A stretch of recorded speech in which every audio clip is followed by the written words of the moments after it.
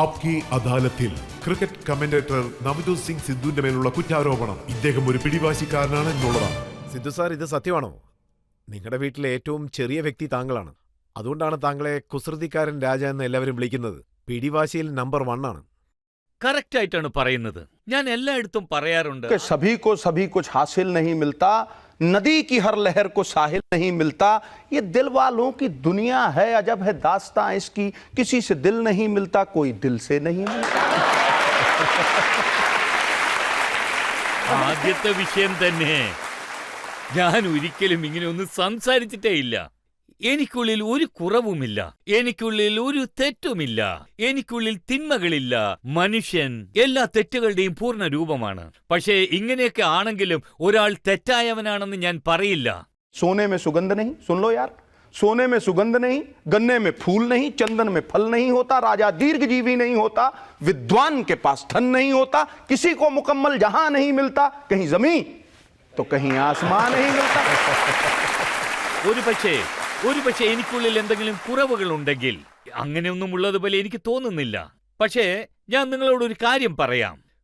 പിടിവാശി കാണിക്കുന്നത് ഒരു ഭാഗം തെറ്റാണെങ്കിൽ മറ്റൊരു ഭാഗത്തെ ശരിയായിരിക്കും. കാരണം വാശി കാണിക്കുന്നത് കൊണ്ട് നമ്മുടെ ആഗ്രഹങ്ങളുടെ ശക്തി കൂടുതലായിരിക്കും. പിന്നെ ഞാൻ വിചാരിക്കുന്നത് എന്താണെന്ന് വെച്ചാൽ, ഒരു മനുഷ്യൻ കാലെടുത്ത് വെച്ചാൽ, ഒരു കാര്യം ചെയ്യണമെന്ന് തീരുമാനിച്ചാൽ, അതിൽ അവൻ ഉറച്ചു നിന്നാൽ ഈ ലോകത്തെ തന്നെ അവന്റെ കൈപ്പിടിക്കുള്ളിൽ കൊണ്ടുവരാൻ കഴിയും. ഒരു കുടിയൻ ഏത് സമയത്തും കട കണ്ടുപിടിക്കാൻ പറ്റും. ഒരുപക്ഷെ അന്ന് ഡ്രൈ ഡേ ആണെങ്കിലും ശരി. അതായത് ഒരു മനുഷ്യൻ ഒരു കാര്യം നേടണമെന്ന് വിചാരിച്ചാൽ അതവൻ നേടിയിരിക്കും. അതും നോക്കൂ, ഒരു നല്ല കാര്യത്തിന് വേണ്ടി. ഒരു പക്ഷേ ഒരാൾ ഒരു കാര്യം തീരുമാനിച്ചാൽ അവനത് തീർച്ചയായും ചെയ്യാൻ പറ്റുമെന്ന് ഞാൻ കരുതുന്നു. പറ്റില്ല എന്ന വാക്ക് എന്റെ നിഘണ്ടുവിലില്ല. സാർ, താങ്കളുടെ അച്ഛൻ ഒരു ക്രിക്കറ്റർ ആയിരുന്നു. ക്രിക്കറ്റിൽ അദ്ദേഹം വളരെ നിങ്ങൾ പറഞ്ഞത് പാഷനേറ്റ് ശരിയാണ്. ആയിരുന്നു. അദ്ദേഹം ആഗ്രഹിച്ചത് എന്താണെന്ന് വെച്ചാൽ താങ്കളെ ഒരു ക്രിക്കറ്റർ ആക്കണമെന്നായിരുന്നു. തീർച്ചയായും. പക്ഷെ താങ്കൾ പെൺപിള്ളാരുടെ കൂടെയാണ് സമയം അതെ, കൂടുതൽ നിങ്ങൾ ചെലവഴിച്ചത്. പറഞ്ഞത് ശരിയാണ്. ദേ നോക്കൂ, ഇതിൽ എന്താണ് തെറ്റ്? പെൺകുട്ടികൾക്ക് കാണിക്കുന്നത് ഇഷ്ടമാണ്, ആൺകുട്ടികൾക്ക് കാണുന്നത് ഇഷ്ടമാണ്. ഇതിൽ എന്താണുള്ളത്? ശരിക്കും നോക്കിയാൽ ഇതിലൊരു തെറ്റും ഞാൻ കാണുന്നില്ല. നമ്മുടെ ചെറുപ്പത്തിലെ 16 വയസ്സിൽ ഏതെങ്കിലും ഒരു കുട്ടി രാമന്റെ പേര് ജപിക്കുമോ? സിദ്ധു സാർ, ഇത് സത്യമാണോ? താങ്കളുടെ മോട്ടോർ സൈക്കിൾ എപ്പോഴും ട്രാക്ക് നമ്പർ 22-ൽ നിൽക്കുമെന്നുള്ളത്? ഞാൻ അതേ സ്പീഡിലാണ് പോവാ. ഞാൻ പോവും, ഇല്ലെന്ന് ഞാൻ പറഞ്ഞില്ലല്ലോ. പിന്നെ മറ്റൊരു കാര്യം പറയാം. അവിടെ റെയിലിംഗ്സ് ഉണ്ടായിരുന്നു, 3 എണ്ണം ഉണ്ടായിരുന്നു. ആ റെയിലിംഗ്സിന്റെ മേലെ പതിഞ്ഞതിന്റെ അടയാളം ഇന്നും നിങ്ങൾക്ക് കാണാം. അവിടെ ഞങ്ങളുടെ കൈയിന്റെ അടയാളം ഉണ്ടാകും. പിന്നെ അതിന്റെ പുറകിൽ ഒരു കടയുണ്ട്. അതൊരു പഴയ സ്വീറ്റ് ഷോപ്പാണ്. ആ കടയിൽ എന്താണെന്ന് വെച്ചാൽ ഞങ്ങൾ ലഡുവിന്റെ പുറകിൽ ഒളിഞ്ഞിരിക്കും, ആ കണ്ണാടി പെട്ടിയുടെ ഗ്യാപ്പിൽ. എനിക്കൊരു ഫ്രണ്ട് ഉണ്ടായിരുന്നു, സരബ്ജിത് സിംഗ്. അവൻ തുണിയുടെ നിറം വെച്ച് പറയും ഏത് പെണ്ണാണ് വരുന്നതെന്ന്. അതുകൊണ്ട് ഈ കാര്യം ഞാൻ തീർച്ചയായും സമ്മതിക്കുന്നു. ഇതിൽ മറ്റൊരു വിഷയം കൂടിയുണ്ട്. ഞാൻ എന്റെ പിതാവിനെ ഒരുപാട് സ്നേഹിച്ചിരുന്നു. എന്റെ പിതാവിന്റെ പേര് എന്നെ സംബന്ധിച്ചിടത്തോളം എനിക്ക് വേറൊന്നും വലുതല്ല. പിന്നെ അദ്ദേഹത്തിന്റെ പേരിന് ഒരു തരത്തിലുള്ള കളങ്കവും സംഭവിക്കാൻ പാടില്ല. ആ ഒരേ ഒരു ആഗ്രഹം മാത്രമാണ് എന്നെ ക്രിക്കറ്റ് കളിക്കാൻ പ്രേരിപ്പിച്ചത്. പിന്നെ ഞാൻ എപ്പോഴും എന്നെ സ്നേഹിച്ചു. എന്റെ അച്ഛന്റെ സ്വപ്നം എന്താണോ അത് ഞാൻ നിറവേറ്റണമെന്ന്. പിന്നെ സർ, ഞാൻ ഒരു കാര്യം പറഞ്ഞേക്കാം, ഒരൊറ്റ കാര്യം. मंजिलें उनको मिलती हैं, ഇവിടെ ഒരുപാട് യുവാക്കളുണ്ട്. मंजिलें उनको मिलती हैं जिनके सपनों में जान होती है. अरे पंखों से कुछ नहीं होता, हौसलों से उड़ान है. എന്താണെന്ന് വെച്ചാൽ എനിക്ക് ആ ആഗ്രഹമുണ്ടായിരുന്നു, എനിക്കൊരു വിശ്വാസമുണ്ടായിരുന്നു. എനിക്കുള്ളിൽ എന്തുണ്ടോ ഇല്ലയോ അച്ഛന്റെ പേരിന് കളങ്കം വരാൻ പാടില്ലെന്ന് ഞാൻ വിചാരിച്ചു. താങ്കൾ ക്രിക്കറ്റിൽ പ്രാക്ടീസ് ചെയ്യുന്ന സമയത്ത് നിർബന്ധിച്ചാണ് താങ്കളെ ഗ്രൗണ്ടിലേക്ക് അയക്കുന്നത്. അവിടെയും താങ്കളുടെ അച്ഛൻ ഗ്രൗണ്ടിന്റെ ഏതെങ്കിലും ഒരു സൈഡിലിരുന്ന് താങ്കളെ ശ്രദ്ധിച്ചുകൊണ്ടേയിരിക്കും. അതെ, നിങ്ങൾ പറഞ്ഞത് ശരിയാണ്. എന്നാലും ഞാൻ മാറിയില്ല. എന്തുകൊണ്ടാണ് അങ്ങനെ പറയുന്നതെന്ന് വെച്ചാൽ, കുരങ്ങ് മലക്കം മറിയുന്നത് ഒരിക്കലും മറക്കില്ല. അതായത് എന്താണെന്ന് വെച്ചാൽ, എന്റെ ആഗ്രഹം എപ്പോഴും പടങ്ങൾ കാണുക, അതും തിയേറ്ററിൽ. ഞാൻ എന്റെ പിതാവിനെ പറ്റിച്ചിട്ട് പോകും. എനിക്ക് ചെറുപ്പത്തിലെ ഒരു കാര്യം ഓർമ്മയിൽ വരുന്നു. രാവിലെ ഞങ്ങളുടെ വീട്ടിൽ മുത്തശ്ശൻ എന്നെ 5 മണിക്ക് ഉണർത്തും. അദ്ദേഹത്തിന് BP ഉണ്ടായിരുന്നു. സ്കൂളിലേക്ക് പോകുമ്പോൾ അദ്ദേഹമാണ് എനിക്ക് ദിവസവും പകിടി കെട്ടിത്തരാ. പോയി ജോഗിംഗ് ചെയ്തിട്ട് വരൂ എന്ന് പറയും. പക്ഷെ ഞാൻ ചെയ്യുന്നതോ അടുത്ത റൂമിൽ പോയി കിടന്നുറങ്ങും. പിന്നെ ജോലിക്കാർക്ക് കൈക്കൂലിയായി ഞാൻ ഒരു 20 രൂപ നൽകും. ഒറ്റിക്കൊടുത്താൽ ഞാൻ അടിക്കുമെന്ന് പറയും. അതിനുശേഷം ശരീരത്തിലൊക്കെ വെള്ളം തെളിച്ചിട്ട് ഞാൻ ടയർഡായതുപോലെ വരും. അപ്പൊ ഞാൻ നനഞ്ഞു വന്ന അവസ്ഥ കണ്ട് നീ എത്ര റൗണ്ട് ഓടിയെന്ന് ചോദിക്കും. ഞാൻ 10 എന്ന് പറയും. ഞാൻ ടയർഡായിട്ടുണ്ടെന്ന് പറഞ്ഞാൽ ശരി, നീ പോയി കിടന്നുറങ്ങെന്ന് പറയും. നോക്കൂ, ഇങ്ങനെയുള്ള പല കള്ളത്തരങ്ങളും ചെയ്താണ് ഞാൻ ജീവിച്ചു കൊണ്ടിരുന്നത്. ഞാൻ അദ്ദേഹത്തെ ചീറ്റ് ചെയ്തുകൊണ്ടിരിക്കും രാവും പകലും. ഇതാണ് എന്റെ ജോലി. സംഭവമാണ് താങ്കളുടെ ജീവിതത്തിൽ ഇത്രയും മാറ്റങ്ങൾ ഏർപ്പെടുത്തിയത്? പിന്നെ ഒരു സംഭവം നടന്നു, അതെന്റെ ജീവിതം മൊത്തം മാറ്റിക്കളഞ്ഞു. അതായത് എന്റെ ലൈഫ് 360 ഡിഗ്രിയിൽ തന്നെ മാറിപ്പോയി. അതെ, ഞാനിപ്പോ ആ സംഭവത്തെക്കുറിച്ച് നിങ്ങളോട് പറയട്ടെ. തീർച്ചയായിട്ടും കാര്യം എന്താണെന്ന് വെച്ചാൽ 1983-ലായിരുന്നു എന്റെ ഡെബ്യൂട്ട്. അപ്പോ ഞാൻ എന്റെ ഫസ്റ്റ് മാച്ച് കളിച്ചപ്പോൾ എനിക്ക് ശരിക്കും പെർഫോം ചെയ്യാൻ കഴിഞ്ഞില്ല. ആക്ച്വലി ആ കാര്യം ഞാൻ മനസ്സിലാക്കിയില്ല. എത്ര പ്രധാനപ്പെട്ട സ്ഥലത്തേക്കാണ് വന്നതെന്ന്, എന്ത് ലക്ഷ്യമാണ് ഞാൻ നേടിയതെന്ന്. അതിനുശേഷം എന്നെ 55 പേരുടെ ഇടയിൽ പോലും നിൽക്കാൻ അനുവദിച്ചില്ല. കാരണം ഇന്ത്യൻ എക്സ്പ്രസിൽ ഒരു ആർട്ടിക്കിൾ വന്നു. അതിൽ രാജൻ ബാല എന്ന് പറയുന്ന ഒരാൾ, അദ്ദേഹം ഒരു വലിയ ജേർണലിസ്റ്റ് ആണ്. അദ്ദേഹം എന്ത് എഴുതിയെന്നറിയോ? യുവവീരൻ സിദ്ധു ഒരു സ്ട്രോക്ക്ലെസ് വണ്ടർ ആണെന്ന്. പിന്നെ ഞാൻ ബാത്റൂമിൽ നിന്ന് കുളിച്ച് പുറത്തേക്ക് വന്നപ്പോൾ എന്റെ അച്ഛന്റെ കണ്ണിൽ കണ്ണുനീരുണ്ടായിരുന്നു. അത് കണ്ടപ്പോൾ എനിക്ക് വളരെ ഷോക്കിംഗ് ആയിരുന്നു. അങ്ങനെ ഒരു അവസ്ഥയിൽ അദ്ദേഹത്തെ ഞാൻ കണ്ടിട്ടേയില്ല. അപ്പൊ ഞാൻ അദ്ദേഹത്തെ കാണാത്ത പോലെ എന്റെ റൂമിലേക്ക് പോയി. അദ്ദേഹം പഞ്ചാബ് സ്റ്റേറ്റിന്റെ അഡ്വക്കേറ്റ് ജനറൽ ആണ്. അദ്ദേഹത്തിന് ചണ്ഡീഗഡ് കോർട്ടിലേക്ക് പോകണം. അദ്ദേഹം പോയപ്പോൾ ഞാൻ ഓടി വന്ന് അദ്ദേഹം വായിച്ചുകൊണ്ടിരുന്നത് പില്ലോ കടിയിൽ നിന്നും എടുത്ത ഇന്ത്യൻ എക്സ്പ്രസ് പേപ്പറിൽ ഒരു ആർട്ടിക്കിൾ വന്നിരുന്നു. നവ്ജോത് സിംഗ് സിദ്ധു ഒരു സ്ട്രോക്ക്ലെസ് വണ്ടർ ആണെന്ന്. അതിൽ എന്നെ ഒരുപാട് അപമാനിച്ചു. പ്രസിന് ഒരു പ്രത്യേക പവർ ഉണ്ടല്ലോ. നിങ്ങൾക്കൊരു വലിയ പവർ ഉണ്ട് സർ. നിങ്ങൾക്ക് ചത്തവനെ ജീവൻ വെപ്പിക്കാനും കഴിയും, ജീവനോടെ ഉള്ളവനെ, അതായത് എന്നെ പോലുള്ളവനെ കുഴിച്ചിടാനും കഴിയും. ഞാൻ പറയുന്നത് പൂർണ്ണമായും സത്യമാണ്. പ്രസിന് ഒരു വലിയ പവർ ഉണ്ടാകണമല്ലോ.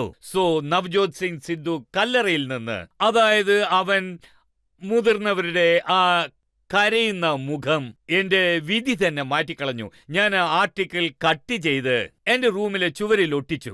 അങ്ങനെ ഞാൻ ഒട്ടിച്ചതിന് ശേഷം എന്റെ ജീവിതത്തിൽ ആദ്യമായി, മുതിർന്നവർ പറയും ജീവിതത്തിൽ എന്തെങ്കിലും സീക്രട്ട് വോഴ്സ് എടുക്കണമെന്നുണ്ടെങ്കിൽ, ഒരു തീരുമാനം എടുക്കണമെങ്കിൽ കൈ നിറയെ വെള്ളമെടുത്ത് ദൈവത്തിന്റെ നാമത്തിൽ ജപിക്കണമെന്ന്. പിന്നെ നോക്കുമ്പോൾ എന്റെ കണ്ണുകൾ നിറഞ്ഞൊഴുകുകയായിരുന്നു. ഞാൻ ഒരു ഗ്ലാസ്സിൽ മുഴുവൻ വെള്ളമെടുത്ത് പിന്നെ ഐ ടുക്ക് സീക്രട്ട് വോഴ്സ്. ആ ദിവസത്തിന് ശേഷം ദിവസവും ഞാൻ രാവിലെ 4 മണിക്ക് എണീറ്റു. ഒരു വേക്കപ്പ് കോളും ഇല്ല. ജോലിക്കാരൻ ഞാൻ തന്നെ 4 മണിക്ക് ഗ്രൗണ്ടിലേക്ക് വിളിച്ചുകൊണ്ടുപോകും. പിച്ച് മുഴുവൻ ഞാൻ വെള്ളമൊഴിക്കും. എന്നിട്ട് റോളർ ഉരുട്ടിക്കൊണ്ടുപോകും. പിന്നെ ദിവസം മുഴുവൻ ഗ്രൗണ്ടിൽ ഉണ്ടാവും. ഒരൊറ്റ ദിവസം പോലും ഞാൻ ഒരു പെണ്ണിനെയും കാണാൻ പോകത്തേയില്ല. മറ്റൊരു കാര്യം, ഞാൻ ഒരൊറ്റ ദിവസം പോലും പടം കാണാൻ പോയിട്ടേയില്ല. ഒരു പാർട്ടിക്കും ഞാൻ അന്നു മുതൽ പോയിട്ടില്ല. ഒരു ദിവസം ഞാൻ ഏകദേശം 300 സിക്സർ അടിക്കും. 300 സിക്സ് അടിക്കും. അതിനുശേഷം എനിക്ക് എന്ത് പേര് കിട്ടിയെന്ന് ഞാൻ നിങ്ങളോട് പറയാം. ഒരു ദിവസം 300 സിക്സ് അടിക്കും. അതിനുശേഷം എന്റെ പേര് സിക്സർ സിദ്ധു. അത് ഹിന്ദിയിൽ ട്രാൻസ്ലേറ്റ് ചെയ്താൽ ചക്ക സിദ്ധു എന്നാവും. ആ പേര് എനിക്ക് വളരെ കഷ്ടപ്പാടുകൾ ഉണ്ടാക്കി. ദിവസവും ഞാൻ 300 സിക്സ് അടിക്കുമായിരുന്നു. എന്റെ അധ്വാനം അത്രയ്ക്കുണ്ടായിരുന്നു. കയ്യിലൊക്കെ കുമിളകൾ വരും, ചോര പോലും വരാറുണ്ടായിരുന്നു. എന്റെ കയ്യിൽ ഒരു സെപ്പറേറ്റ് ഗ്ലൗസ് ഉണ്ടായിരുന്നു. അത് ധരിച്ച് ഞാൻ വീണ്ടും കളിക്കാൻ തുടങ്ങും. പിന്നെ വീണ്ടും വരും. എന്റെ വീട്ടിന്റെ പുറകിൽ മുതിർന്നവർ ഒരു പിച്ച് റെഡിയാക്കിയിരുന്നു. ഞങ്ങളുടെ വീട് വലിയ വീടായിരുന്നു. അവിടെ ഹാലോജൻ ലാംപ്സ് ഉണ്ടായിരുന്നു. രാത്രിയൊക്കെ എന്റെ പോക്കറ്റ് കാശിൽ ചോക്ലേറ്റ് വാങ്ങിക്കൊടുത്ത് കുട്ടികളെ കൊണ്ട് ബൗളിംഗ് ചെയ്യാൻ ഞാൻ പറയുമായിരുന്നു. അവരോട് ബൗളിംഗ് ചെയ്യാൻ പറയും. മാൽക്കം മോഷനേക്കാൾ അവർ വേഗത്തിൽ ബൗൾ ചെയ്യും. രാത്രി 12 or 1 ഒക്കെ ആകും. ഞാൻ ഭക്ഷണം പോലും ആ സമയത്ത് കഴിക്കാറില്ല. ഞാൻ കെട്ടിയ പാഡ് പോലും അഴിക്കാതെ അങ്ങനെ ഉറങ്ങും. പക്ഷേ 4 മണിക്ക് ഞാൻ കറക്റ്റ് ആയിട്ട് എഴുന്നേൽക്കുമായിരുന്നു. പിന്നെ ഇടയ്ക്ക് വെച്ച് എന്റെ അച്ഛൻ മരിച്ചു. അത് ദുഃഖകരമായിരുന്നു. എനിക്ക് എന്ത് സംഭവിച്ചു എന്നറിയില്ല. 2-3 മാസം ഞാൻ അങ്ങനെ ഇരുന്നു. പിന്നെ എന്റെ ഭാര്യ പറഞ്ഞു, നിങ്ങളുടെ അച്ഛന്റെ സ്വപ്നം നിറവേറ്റണമെങ്കിൽ നിങ്ങൾ കളിക്കൂ. പിന്നെ ഞാൻ കളിച്ചു. 4 വർഷം അതേ ഫോമിൽ. കപിൽ ചേട്ടൻ എനിക്ക് അവസരം തന്നു, അതും വേൾഡ് കപ്പിൽ. നിങ്ങൾ പറഞ്ഞതുപോലെ 5 ഹാഫ് സെഞ്ചുറീസ്, 29 സിക്സർ, അതും വേൾഡ് റെക്കോർഡാണ്. ഇന്നും ആ വേൾഡ് റെക്കോർഡ് ഉണ്ട്. അതിനുശേഷം ആ വേൾഡ് റെക്കോർഡ് ക്രിയേറ്റ് ചെയ്തതിനു ശേഷം ഞാൻ ഫ്ലൈറ്റിൽ ദുബായിലേക്ക് പോയിക്കൊണ്ടിരിക്കുമ്പോൾ രവി ശാസ്ത്രി എന്റെ കയ്യിലേക്ക് ഒരു ന്യൂസ് പേപ്പർ തന്നു. There is something very nice written about you. Have a read. അത് ഓപ്പൺ ചെയ്തു വെച്ചിട്ട് ഇത് ആരാണ് എഴുതിയെന്ന് ചോദിച്ചു. രാജൻ ബാല. ഓപ്പൺ ചെയ്തപ്പോൾ എഴുതിയിരിക്കുന്നു, Navjot Singh Sidhu from strokeless wonder has turn into a palm grew heater. അതെന്റെ ജീവിതത്തിലെ വളരെ പ്രധാനപ്പെട്ട ദിവസമായിരുന്നു. വളരെ പ്രധാനപ്പെട്ട ദിവസം. അത് കണ്ട് ഞാൻ കരയാൻ തുടങ്ങി. ജനങ്ങൾക്കൊന്നും മനസ്സിലായില്ല. നല്ല ആർട്ടിക്കിളാണല്ലോ, ഇവനെന്തിനാ കരയുന്നെന്ന്. വീണ്ടും ഞാൻ വീട്ടിലേക്ക് വന്ന് എന്റെ ചുവരിൽ ഒട്ടിച്ചത് ഞാൻ മായ്ച്ചു. അപ്പൊ എനിക്ക് എങ്ങനെ ഉണ്ടായിരുന്നു എന്ന് വെച്ചാൽ, മനസ്സിൽ നിന്നും ഒരു വലിയ ഭാരം ഇറക്കി വെച്ചതുപോലെ. മുതിർന്നവർ മേലെ നിന്നും ആശീർവദിക്കുന്നുണ്ടാകും. അവരൊക്കെ പിന്നെ തീർച്ചയായും സന്തോഷിച്ച് കാണും. പിന്നെ എന്റെ മുതിർന്നവരെ കുറിച്ച്, അവരുടെ സ്വപ്നം ഞാൻ ബഹുമാനിച്ചിരുന്നു. അതായിരുന്നു പ്രധാനം. അതായിരുന്നു എന്റെ ജീവിതത്തിന്റെ ലക്ഷ്യം. അർജുനൻ എങ്ങനെ മീനിന്റെ കണ്ണ് കാണുമോ അതുപോലെ എനിക്ക് എപ്പോഴും കണ്ടുകൊണ്ടിരുന്നു. എന്റെ കയ്യിൽ ഒരു ചെറിയ കവിതയുണ്ട്, ഞാൻ പറയട്ടെ. कि कांटों में रह के भी फूलों की तरह महकना सीखो, कीचड़ में रह के भी दोस्तों कमल की तरह खिलना सीखो. जो परिस्थितियों से घबरा जाए वो लौह पुरुष हो नहीं सकता. राख में रह के भी अंगारों की तरह दहकना सीखो. പ്രശ്നങ്ങൾ വരും പോകും, പക്ഷേ എന്നോട് ചോദിച്ചാൽ എന്റെ ജീവിതത്തിൽ അത് പ്രധാനപ്പെട്ടതാണ്. സിദ്ധു, താങ്കൾ ഒരു വാശിക്കാരനാണെന്ന കാര്യം സമ്മതിച്ചു. അതെങ്ങനെ വിട്ടു എന്നുള്ള കാര്യവും താങ്കൾ പറഞ്ഞു കഴിഞ്ഞു. താങ്കൾ എങ്ങനെയാണ് മാറിയത്, താങ്കളുടെ കരിയർ എങ്ങനെ ബെറ്റർ ആക്കി. പക്ഷേ കുറ്റാരോപണങ്ങൾ കുറച്ച് വലുതാണ്. അല്ല സാറേ, സാർ അമ്പ് എഴുതുകൊണ്ടിരിക്കൂ, ഞാനത് എങ്ങനെ ഡീൽ ചെയ്യുന്നു നോക്കൂ. സത്യം എത്ര പ്രയാസമുള്ളതാണെങ്കിലും ഒരിക്കലും പിൻവാങ്ങില്ല. തെറ്റ് സംഭവിച്ചാൽ അത് സമ്മതിക്കും. അങ്ങനെ അല്ലെങ്കിൽ എന്റെ തൊടയിലടിച്ച് ഞാൻ നിൽക്കും.